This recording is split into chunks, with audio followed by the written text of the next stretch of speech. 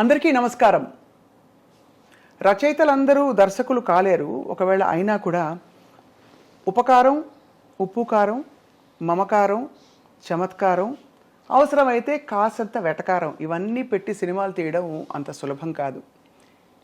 వీటిని సందర్భోచితంగా వాడుకుంటూ సినిమాలు, కథలు చెప్తూ ప్రేక్షకుల మనసులపై అధికారాన్ని సంపాదించుకున్నారు మనందరికీ సుపరిచిత దర్శకులు, రచయిత, సంగీతజ్ఞులు, మాటల రచయిత, అన్నిటికంటే ఎక్కువగా గోదావరి గలగలల్ని, అలాగే స్త్రీలోని ఒక సున్నితత్వాన్ని అంత ఇష్టపడిన మన వంశీ గారు. వంశీ గారితో ఇవాళ మాట్లాడుతూ చాలా విషయాలు తెలుసుకోబోతున్నాం. ఆయన ఇంటికి వస్తే చాలు తెలుగుదనం ఇలా ఉట్టిపడుతుందన్నమాట. వంశీ గారిని పలకరించే ప్రయత్నం ఇవాళ. వంశీ గారు నమస్కారం అండి. నమస్కారం సార్. మీ పుస్తకాల్ని ఒళ్ళో పెట్టుకుని స్ఫూర్తిగా ఇలా మొదలు పెడుతున్నాం. సంచిలో పెట్టుకోకండి, వెళ్ళేటోటి అంతేనా? ఒక్కో కాపీ ఉందా? స్పెసిమల్ లేవా? సో ఇవి ఏనాటివో చాలా 75 అండి. అవును, 76 డేట్లు ఉంటుంది. అప్పటి ప్రింటు, అప్పటి తీరుతెన్నులు. అమ్మో, పుస్తకంలో పేజీ బయటకు వస్తేనే ఎక్కడ ఇది నలిగిపోతుందా అని ఆందోళనగా ఉంది. సార్, 14 ఏళ్లకి ఇంత పుస్తకం రాయాలనే ఆలోచన మీకు ఎలా వచ్చి ఉంటుందో? తెలీదండి. అంటే ఎక్కువ చదివి తక్కువ రాయాలనేది పెద్దవాళ్ళు చెప్పింది. అలాగా మా ఊరి లైబ్రరీలో నేను బాగానే చదివాను. అలా చదువుతున్నప్పుడు రాయాలనిపించింది. ఆ రోజుల్లో ఎలా ఉండేది సార్ పుస్తకం రాయాలంటే?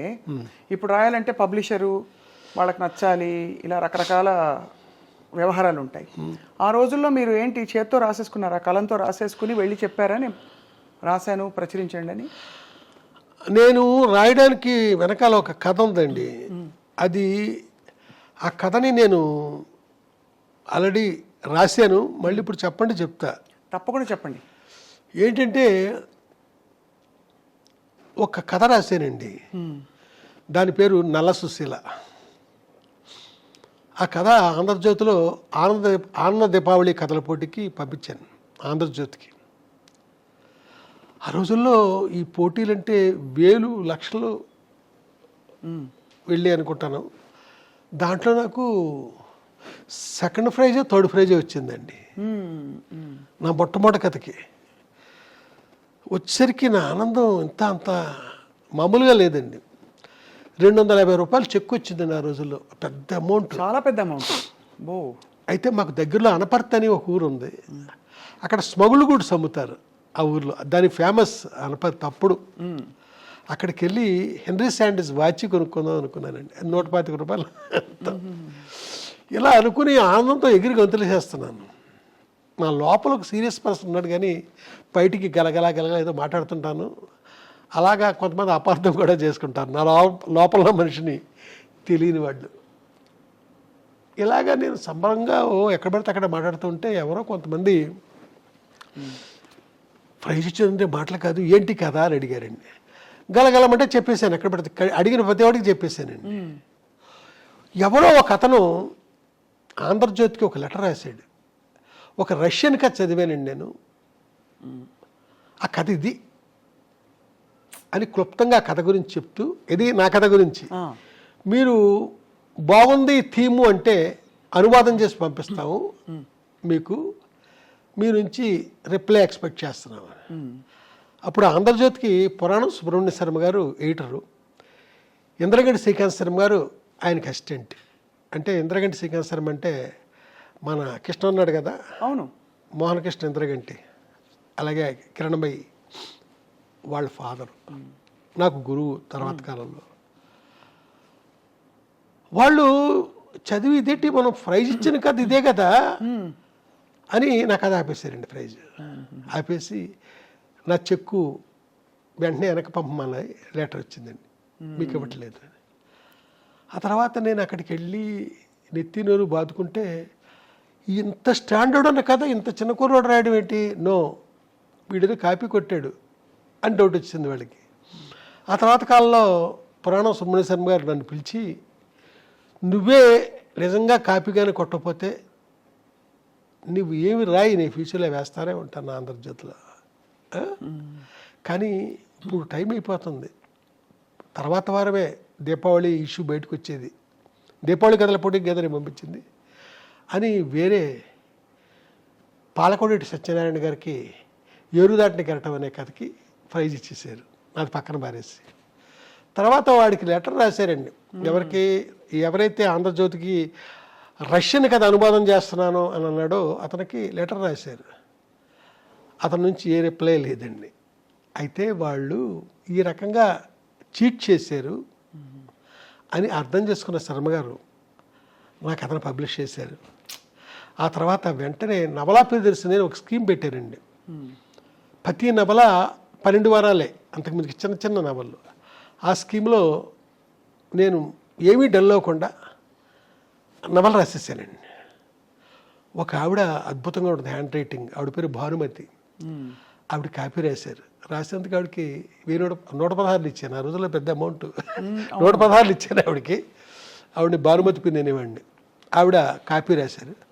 ఆంధ్రజ్యోతికి పంపిస్తే సెలెక్ట్ అయింది. అదే మీ చేతిలో ఉంది, మంచు పల్లకి. ఎంత అద్భుతం సార్. అయితే తర్వాత నా సినిమా పేరు కూడా ఇదే పేరు, బట్ సినిమా కథ వేరే, ఈ కథ వేరే. అయితే సినిమాకి ఆ టైటిల్ పెట్టడానికి డైలారేటర్ కారణం అండి. ఆయన ఈ పేరు పెడదామని అంటే సరే అన్నాను నేను. సో అప్పటి నుంచి ఇప్పటి వరకు మరి ఎంతో సృజన ఉన్న ప్రయాణం మీది. ఇప్పుడు ప్రపంచం చూస్తే ఏమనిపిస్తుంది సార్ మీరు? అంటే వెనక్కి తిరిగి చూసుకున్న మీ ప్రయాణము, మీకు పరిచయమైన వ్యక్తులు, మీరు పెరిగిన వాతావరణం అన్నీ చూసి ఇప్పుడు చూస్తే జీవితం ఏమనిపిస్తుంది? ఏమనిపించడం కాదండి, నేనేంటంటే మనల్ని బట్టే, మన నుంచే మన జీవితం, మన ప్రవర్తన నుంచే. తిరువണ്ണామల ఎలా అనిపించింది 76లో, చలంగారం చూడాలనిపించింది నాకు. ఎందుకంటే ఆయన కంప్లీట్ సాహిత్యం చదివేశాను. అక్కడికి వెళితే నాకు అన్నీ అద్భుతంగానే ఉన్నాయండి. చలంగారితో పాటు ఆశ్రమం ప్రతిదీ. ఆ తర్వాత అప్పుడే రమణ భగవాన్ పరిచయం నాకు. ఆయన చదివి ఆయన చూడడం అంతే. అంటే మన ఇష్టాలకు తగ్గట్టు మనం వెళుతున్నాం కదా, అక్కడ నేను అద్భుతం చూస్తూ వస్తున్నానండి. ఇష్టం లేనిది నేను ఎప్పుడు ఎక్కడికి వెళ్ళా, చూడలే. కాబట్టి నాకు ఈ శత్రువులు, నాకు నచ్చని వాళ్ళు తక్కువే. నాకు వంశీ గారికి సినిమా దర్శకత్వంలో ప్రవేశం అది వాళ్ళ అవసరం బట్టి మీరు అందుకున్న ఒక అవకాశంగా మాకు తెలుసు, అంతే కదా సార్? అవునండి. వాళ్ళకి డైరెక్టర్ అనేవాడు ఎవరో ఫిక్స్ అవటం లేదు. బాపు గారి దగ్గర నుంచి, జంజాల్ గారి దగ్గర నుంచి, వేజేడ సత్యనారాయణ, ఇయరింగ్ శర్మ, ఇలా చాలామంది అనుకున్న వాళ్ళకి ఎవ్వరూ డైరెక్టర్ ఫిక్స్ అవట్లా.